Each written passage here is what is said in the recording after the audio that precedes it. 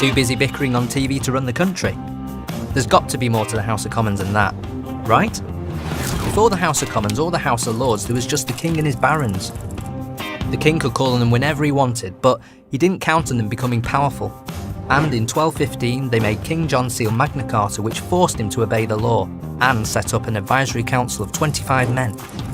50 years later, Simon de Montfort rebelled against Henry III and for the first time invited representatives of the towns together with the Knights of the Shires to his 1265 Parliament.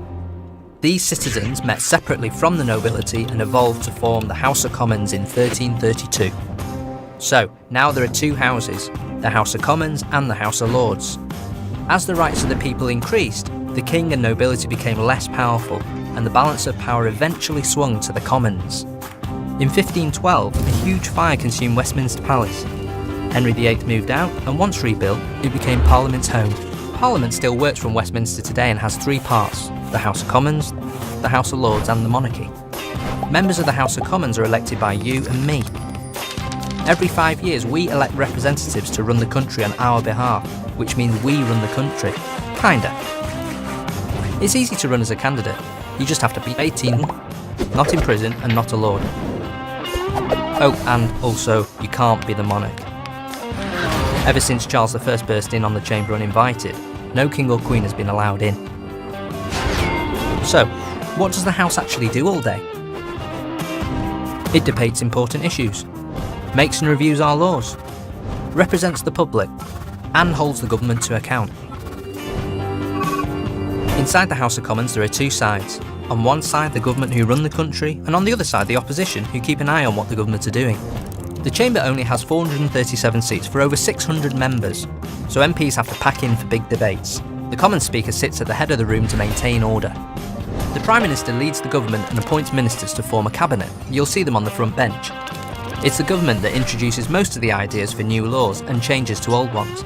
The opposition questions and challenges the government. All MPs split their time between the House of Commons and their constituency.